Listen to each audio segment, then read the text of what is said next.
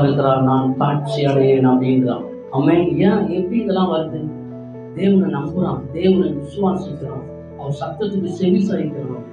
அவன் தேவன் நான் பேசினா எனக்கு பதில் கொடுப்பாரு, தேவன் என் சத்தத்துக்கு மறு உத்தரவு கொடுக்குறாரு அப்படின்னு அவனுக்குள்ள என்ன பண்றான், நம்பிக்கை இருப்பாரு.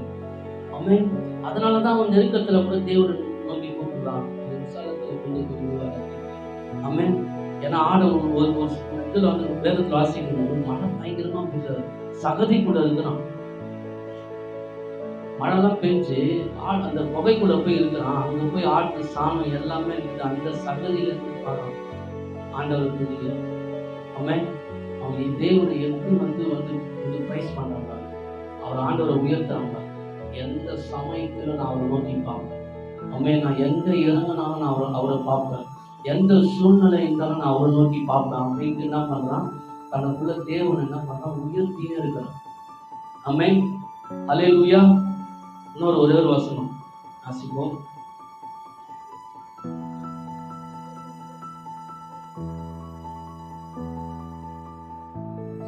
நீதிமொழிகள் 1ஆம் அதிகாரம் 33வது வசனம்.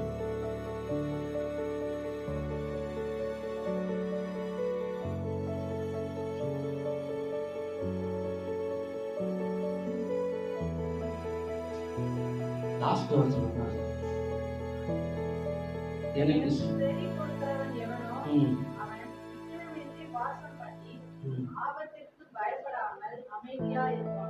அவர் சத்தத்துக்கு செவி சாய்க்கிறவன். அவர் சத்தத்துக்கு செவி சாய்ச்சான என்ன பண்ணுவான், ஆபத்துக்கு பயப்பட மாட்டான். என்ன பண்றான், பயப்படவே மாட்டானா. அப்போ தேவனுடைய வார்த்தை எப்படி இருக்குது, உனக்கு பாதுகாவலனா இருக்குது. ஆமென், பாதுகாப்பா இருக்குது, அவருக்கு கோட்டையா இருக்குது, உங்களுக்கு துருகமா இருக்குது. ஆமென், அவர் வார்த்தை எடுத்தீங்கன்னா நீங்க சேனையெல்லாம் பாயுது. ஆமென், மதுளெல்லாம் தாண்டி விட. ஆமென், எது வந்தாலும் பதறாக்குது. நான் இந்த போன வாரம் அங்க பேசின கூட நான் 6வது தான் பேசுறேன். இந்த விசுவாசம் நம்ம முன்னோர்கள்லாம் பார்த்தீங்கன்னா விசுவாசத்துல தான் முன்னேறிட்டாங்க. நம்ம ஆளுங்க ஆபிரகாம்ல இருந்து பார்த்தோம்னா விசுவாசம் தான் வீடு போய்க்கிறாங்க. நற்சாட்சியம் அவங்களோட சாட்சியமே பார்த்தீங்கன்னா விசுவாசம் தான். ஆமென், எபிரேயர் நீங்க 11:1 இருந்து அதிகமா அப்படியே வாசனையே வந்தீங்கன்னா வாசிங்க, பாட்டி லாஸ்டா பாட்டி வாசிங்க, அப்படியே தொடர்ந்து வாசிக்க இருந்தாங்க.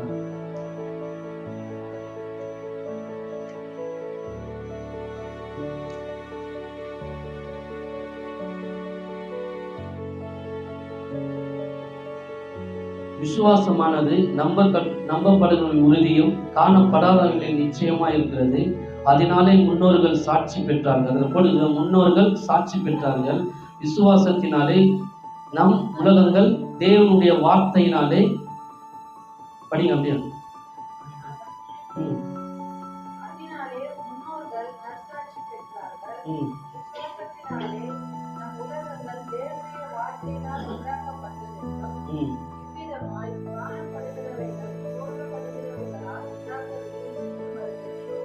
விசுவாசத்தினாலே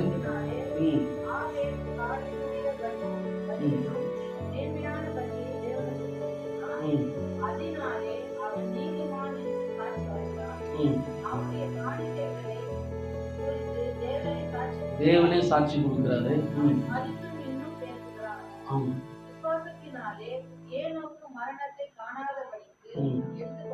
இதுல கூட பாருங்க, விசுவாசத்தினாலே ஏனோக்கு மரணத்தை காணலையா. விசுவாசத்தா மரணம் கூட மரணத்தை கூட ஜெயிச்சிடலாம்.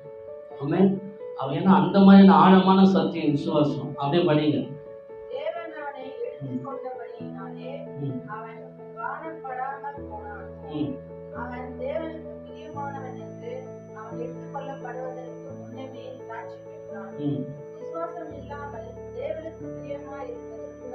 விசுவாசம் இல்லாமல் இப்ப நீங்க நல்லா கத்துக்குங்க. விசுவாசம் இல்லைன்னா தேவனுக்கு பிரியமா இருக்கவே முடியாதான், அது கூடாத காரியமா.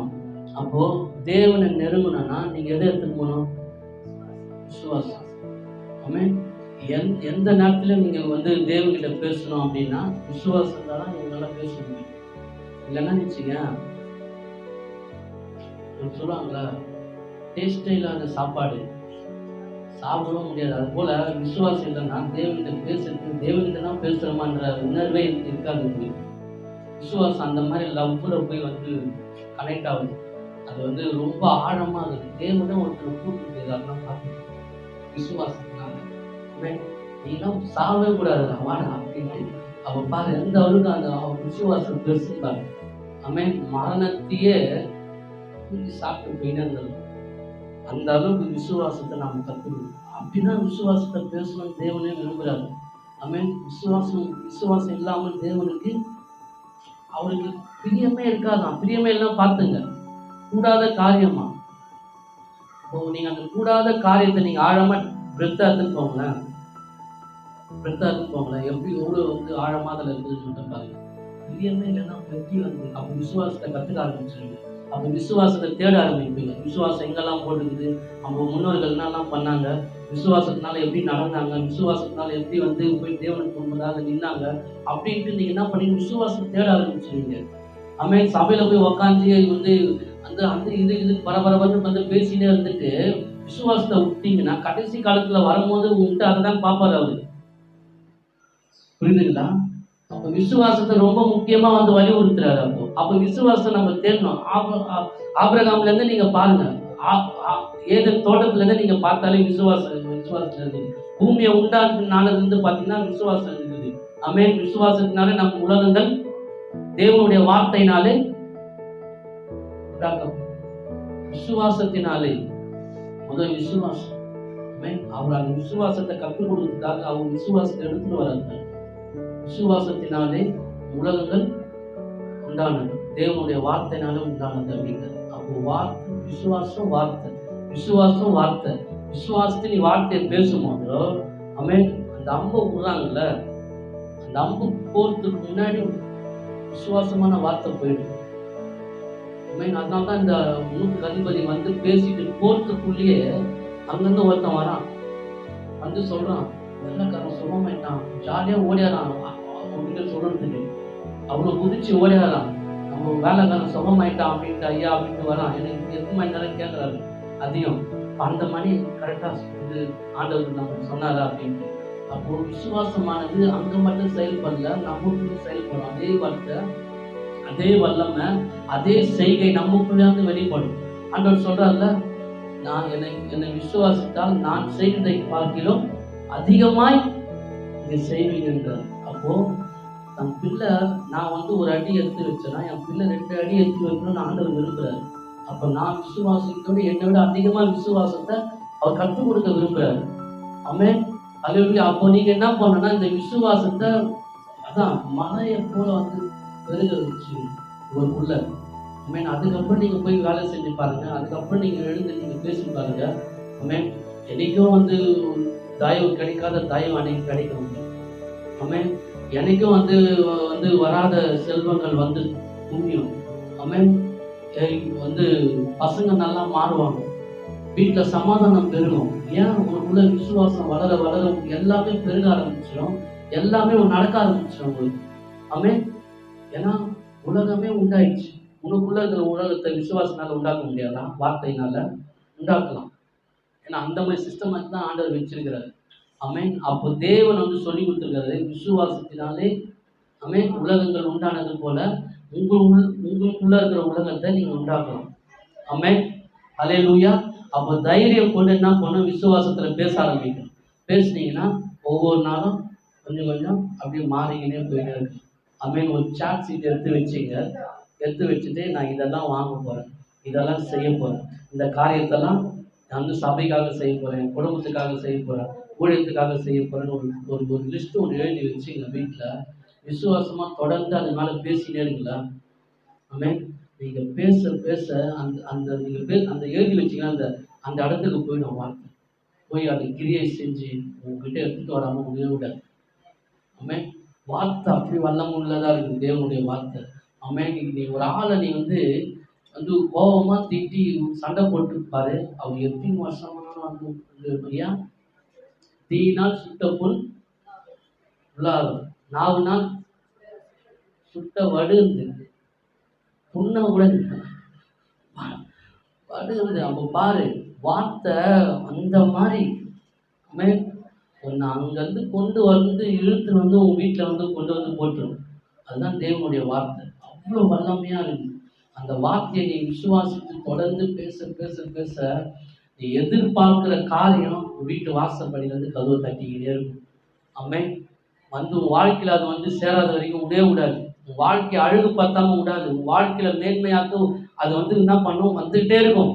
ஏன்னா விசுவாசமானது அப்படி நம்பப்படுகிற உறுதி காணப்படாத நிச்சயமா இருக்குது. ஆமென். அப்போ அது உன் வாழ்க்கையில எதெல்லாம் நீ நம்பின்னு இருக்கிற இந்த வாழ்க்கை வரணும்ட்டு அதை அந்த நம்பிக்கையை கொண்டு வரும் விசுவாசம். இதெல்லாம் காணல என் வாழ்க்கையில அப்படின்னா அந்த காணாத காரியத்தை உன் வாழ்க்கையில கொண்டு வந்துடும். ஆமென். அதுதான் விசுவாசம். ஆமென். இந்த விசுவாசத்தை என்ன பண்ணணும், ஒவ்வொரு நாளும் எழுந்து பேசணும். அதிகாலையில் எழுந்து என்ன பண்ணணும், ஆமென். இந்த ஆண்டவருக்கு நன்றி சொல்லணும். ஆண்டவரே உமக்கு நன்றி ஆண்டவரே, இந்த உலகத்தை எனக்கு காண செஞ்சது நன்றி ஆண்டவரே. ஆண்டவரே எங்கள் பிள்ளைங்க ஆமென், கணவருக்காக நன்றி, மனைவிக்காக நன்றி, காண செஞ்சது உமக்கு நன்றி ஆண்டவரே அப்படின்னு சொல்லி இந்த நாளில் வருகிற ஆசீர்வாதம் ஒன்று கூட தடை இல்லாமல் வரணும் ஆண்டவரே. ஆமென் அப்படின்னு சொல்லணும். ஆமென். நான் உண்மையாக நம்பியிருக்கிறேன். நீ என் கண்மலையாக இருக்கிறீ, என் கோட்டையாக இருக்கிறீ, என் துருகமாக இருக்கிறீ. கர்த்தாவே இந்த நாளில் கர்த்தாவே உடைய தயவு உடைய கிருபை எனக்கு வரட்டாண்டவர். மனுஷர் கண்களை தயவு பெருக செய்யுங்க ஆண்டவரே. என் அப்பத்தையும் தண்ணீரையும் ஆசீர்வதித்து என் ஆயுஷ் நாட்களை பூர்ணப்படுத்துங்க ஆண்டவர் அப்படின்னு. ஆமென். என் பிள்ளைங்க மேலே உடைய ஆசீர்வாதம் தங்கட்டும் ஆண்டவர் அப்படின்னு காலையில் எழுந்து பேசணும். எழுந்து இன்னும் சொல்லமா சிரிக்கக்கூடாது. நான் வந்து பொதுவாக சொல்கிறேன். ஒருவேளை வீடியோவில் கூட பார்த்துருக்கணும்னு சொல்கிறேன். ஏன்னா தேவன் வந்து நம்மளை தட்டிகிட்டே இருப்பார். ஆமென். அது நம்மளை வந்து நம்மளுக்கு சில நேரம் உணர முடியாமல் இருக்கும். இந்த உணர்வை கூட விசுவாசம் தான் தரும். ஆமென். அதனால தான் விசுவாசத்துக்குள்ளே ஆழமாக நம்ம போயிடணும். விசுவாசத்துக்குள்ளே எங்கே போனாலும் நான் இந்த விசுவாசத்தை இன்னும் தேடினேன். ஒரு புக்கு ஃபுல்லாக எழுதி வச்சிருக்கிறேன் விசுவாசத்தை குறித்து. ஆனால் கொஞ்சம் கொஞ்சமாக நாங்கள் அப்படியே லீட் ஆகிட்டே இருக்கோம். ஆமென். எங்களை நாங்களே வளர்த்துட்டே இருக்கோம் விசுவாசத்தில். நிச்சயமாக தேவன் செய்யப்படுற காரியம் பயங்கரமாக இருக்கும். ஆமென். அதுவும் எங்கள் மூலியமாக செய்யப்படுற காரியம் நான் அதை மாற்றட்டி சொல்லுவேன். எங்கள் மூலமாக செய்யப்படுற காரியம் பயங்கரமாக இருக்கும். அது இந்த உலகத்துக்கு ஆமென் அது ஒரு பெரிய பிரேக் த்ரூ கொண்டு வரும். ஒரு பெரிய மாற்றத்தை கொண்டு வரும். ஆமென். அது நிச்சயமாக எங்கள் வாழ்க்கையில் அது செய்வார்.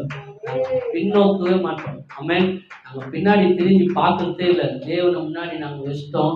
அதனால எந்த சூழ்நிலை வந்தாலும், எந்த காரியம் எங்களுக்கு முன்பாக எழுந்தாலும், எது எங்களை ஒடுக்குனாலும் நம்ம தேவனை பார்த்துட்டோம். இனிமேல் எங்கள் வாழ்க்கையில் நாங்கள் பின்னோக்க மாட்டோம். அது எந்த சூழ்நிலை வந்தாலும் சரி, அது மரணமாக இருந்தாலும் சரி, இந்த தேவனுக்கு முன்பாக நாங்கள் நடந்து போயிட்டே தான் இருப்போம்.